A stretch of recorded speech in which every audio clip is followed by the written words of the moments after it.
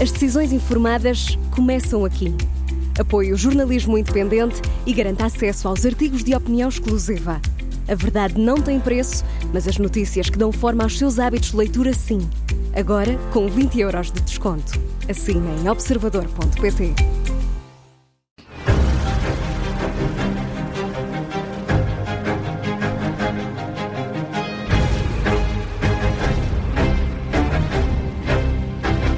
Donald Trump esteve mais de uma hora à conversa com Vladimir Putin sobre a guerra na Ucrânia, o conflito no Médio Oriente e também a inteligência artificial. Uma conversa frutífera, com Trump a anunciar que o presidente russo concordou a iniciar negociações tendo em vista o fim da guerra com Kiev. É o pretexto para uma conversa com Francisco Pereira Coutinho, especialista em Direito Internacional, que se junta a esta tarde política para este direto ao assunto. Bem-vindo e obrigado por ter aceitado o nosso convite. Esta notícia de última hora dá conta que Putin está disponível para negociar imediatamente com a Ucrânia. Foi depois desse longo telefonema que o presidente norte-americano considerou altamente produtivo. Segundo o Kremlin, a conversa entre os chefes de Estado durou mais de uma hora. Como é que analisa esta informação? É de facto um primeiro passo, tendo em conta uma solução diplomática para este conflito na Ucrânia? Pode ser, mas com Donald Trump nunca sabemos.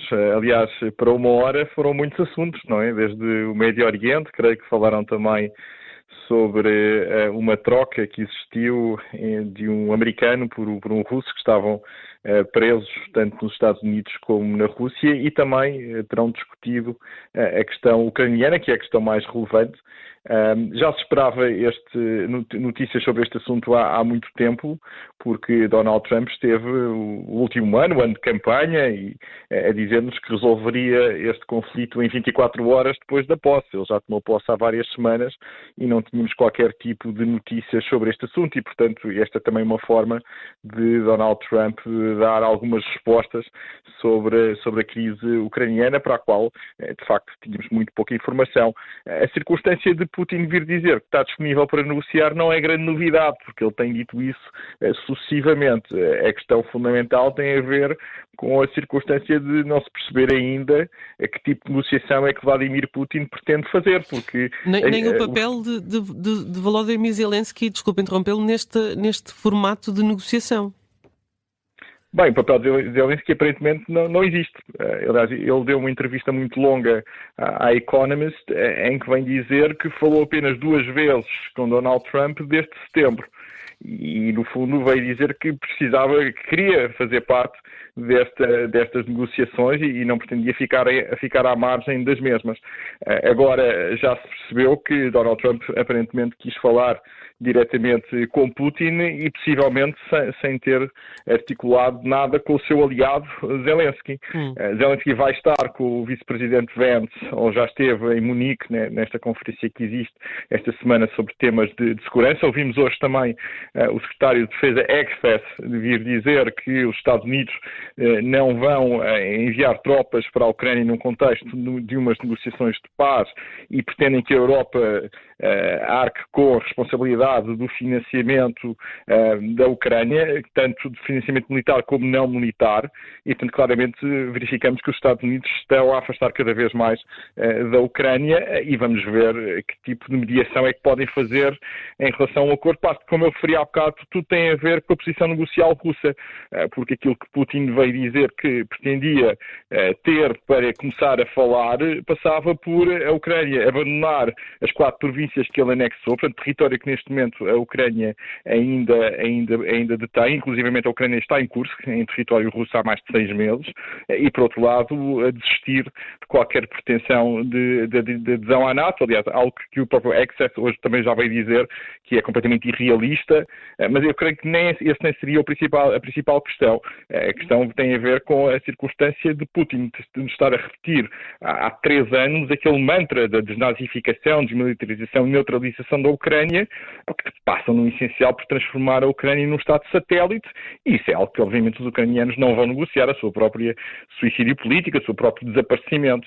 Agora, não sei exatamente o que é que Putin disse a Trump em relação a estas questões, que são as questões de fundo e que aprovaram o tal acordo de paz em 24 horas depois da posse, porque eu estou convencido que o Trump achava que o Putin ficaria satisfeito com algumas conquistas territoriais, dignamente o território que, entretanto, ocupou desde fevereiro de 22, ou que ocupava desde 2014, mas Putin lançou esta guerra por razões identitárias. Ele não aceita que a Ucrânia possa vir a ser um Estado independente, liberal, democrático, futuramente membro da União Europeia ou possivelmente da NATO. É tudo isto que ele não quer.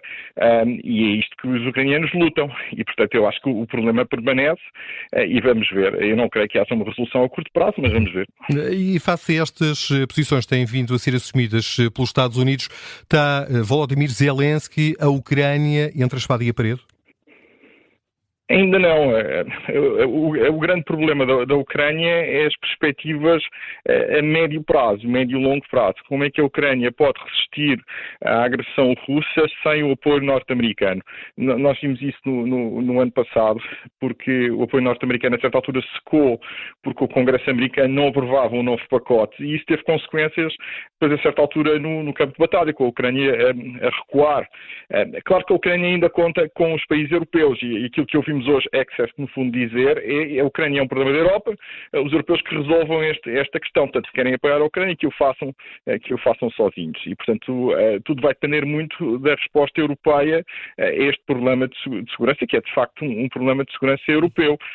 Agora, isto vai ter consequências também na relação transatlântica, no futuro da NATO, e, portanto, é toda a arquitetura de segurança da Europa que está neste momento em causa, porque, de facto, nós temos aqui um inimigo comum, que é a Federação Russa, mas, claramente, Donald Trump não perspectiva a Federação Russa como um inimigo, pelo contrário, aparentemente é mais um parceiro de negócios, mas vamos ver como é que as coisas evoluem, se é possível, de facto, convencer Putin a não insistir nestas pretensões maximalistas que são perfeitamente irrazoáveis e impossíveis para a Ucrânia, mas era isso que se esperava de Donald Trump, que eventualmente impusesse uma paz justa através daquela ideia de paz pela força, que, por exemplo, o Kellogg, Waltz ou o próprio Marco Rubio, a certa altura, vieram a desenvolver a ideia de que se a Federação Russa não se afastasse destas pretensões maximalistas, então os Estados Unidos podiam dobrar, por exemplo, o apoio à Ucrânia, mas não é nada disso que estamos a ouvir neste momento e, portanto, Putin considerou que isso era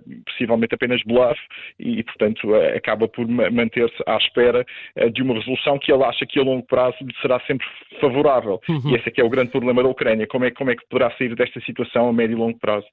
Nesta quarta-feira também o novo secretário de Estado de Defesa dos Estados Unidos, falava há pouco dele, de Pete Hegseth, disse que não é realista pensar num retorno do território ucraniano às suas fronteiras originais. Ora, conhecendo Zelensky como, enfim, vamos conhecendo ao longo destes 3 anos, parece-lhe possível aceitar um acordo deste tipo?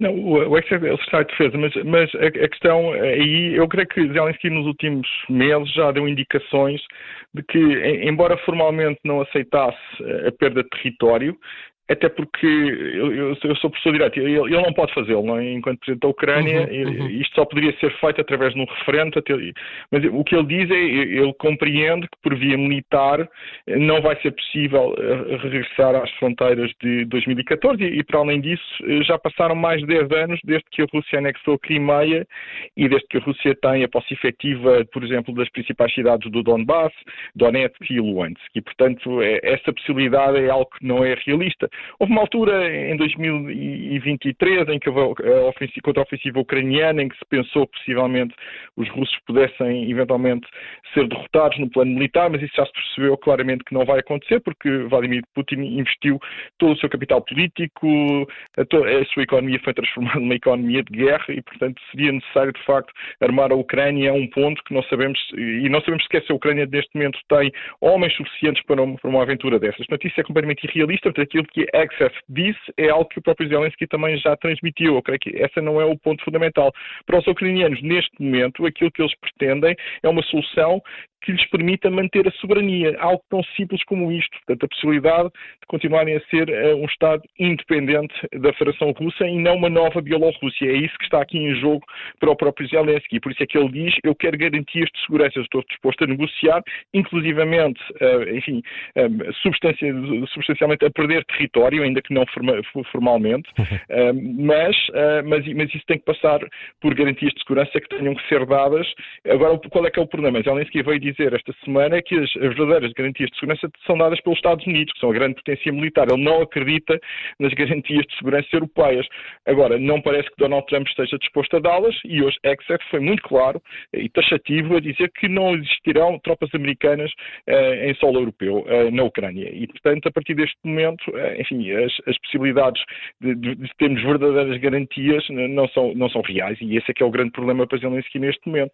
Vamos ver qual é o resultado destas eleições alemãs. Vamos ter uma Alemanha a liderar um processo europeu de criação de uma política comum de segurança europeia real e verdadeira, um futuro exército europeu, porque só por aí é que poderá haver algum caminho, alguma luz ao fundo do túnel para os ucranianos. De outra forma, estão neste momento numa situação muito complicada. Sendo que essas soluções não serão imediatas, não é? Essas soluções não serão seguramente imediatas. Agora, esse aqui é o nosso grande drama. Já tivemos 3 anos na Europa para nos organizarmos, para de facto construirmos uma política de defesa comum mais robusta, não estamos tão dependentes dos americanos. O Macron já fala na ideia de autonomia estratégica, de soberania europeia há vários anos, mas não foram dados passos consequentes tendentes a esse fim, não é? Realisticamente não foram. Nós ainda estamos aqui a discutir na Europa se vamos gastar 2%, 3% na nossa defesa. Eu acho que as campanhas de alarme estão neste momento a soar. Aliás, já soaram com a eleição de Donald Trump. Já se sabia que isto podia vir a acontecer. Aliás, o nosso grande drama neste momento é que não temos a certeza que podemos contar com os Estados Unidos, nem sequer para nos defendermos no contexto da NATO, não é? Aliás, e este telefonema de hoje de Trump com Putin é feito seguramente à revelia dos seus aliados europeus e do seu aliado ucraniano, e isso é particularmente sintomático dos tempos que vivemos nos dias de hoje. Estamos mesmo a chegar ao fim, mas ontem o presidente ucraniano propôs uma troca de territórios entre a Ucrânia e a Rússia como parte de um acordo para terminar a guerra. Foi numa entrevista ao jornal inglês The Guardian que Zelensky afirmou que caso o presidente dos Estados Unidos, Donald Trump, consiga fazer com que os dois países se sentem à mesa para negociar a paz, que então possa haver a oferta da região russa de Kursk, ocupada pela Ucrânia, em troca de territórios ucranianos que neste momento estão sob controle das tropas de Moscovo.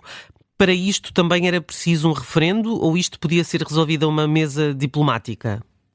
Isso claramente podia ser resolvido numa mesa diplomática, porque o Zelensky iniciou esta ofensiva em Kursk, aliás, surpreendendo meio mundo. Aliás, foi o grande sucesso militar ucraniano do último ano e meio, e disse o que o fez também para este fim. Para o fim de, possivelmente, no contexto de umas negociações de paz, trocar território que ocupa na Rússia por território que os russos ocupam na Ucrânia. Só qual é que é o problema constitucional aí? É que os russos, entretanto, anexaram 4 províncias da Ucrânia. Portanto, constitucionalmente, para os próprios russos, eles não podem ceder território. Portanto, neste momento, os russos consideram que existe território russo ocupado na Rússia, reconhecido internacionalmente, mas também na Ucrânia. E esse é que é o grande problema. Mas claramente, esta ofensiva ucraniana em Kursk foi feita com esse objetivo e também com o objetivo de procurar retirar alguma pressão sobre as ofensivas russas que estavam a ocorrer no Donbass, não é? Que é claramente aquela zona em que Putin tem, de facto, insistido em conquistar, até porque faz parte das tais províncias que ele anexou em setembro de 2022. Agora, e aliás, neste momento, a frente de batalha está relativamente estável e os grandes combates ocorrem em Kursk, o que não deixa de ser muito significativo que os ucranianos estejam neste momento a utilizar as suas melhores tropas na Rússia, justamente com esse objetivo muito específico, já preparar umas negociações que toda a gente sabe que vão ocorrer em princípio em 2025, já há alguns meses que se entendia que este era o ano decisivo para o fim do conflito.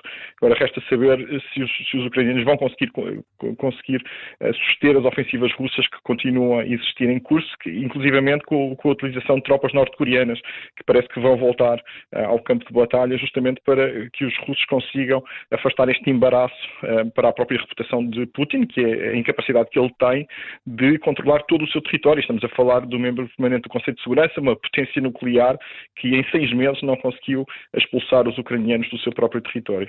Será preciso esperar pelos próximos capítulos deste conflito, que já vai longo. Agradeço a Francisco Pereira Coutinho a sua presença neste Direto ao Assunto. É especialista em Direito Internacional e ajudou-nos aqui a analisar esta informação há pouco conhecida. Donald Trump esteve à conversa com Vladimir Putin, com a Ucrânia, em pano de fundo, não só, mas essencialmente este tema da Ucrânia, com Trump a anunciar que o presidente russo concordou com o início das negociações, tendo em vista o final da guerra.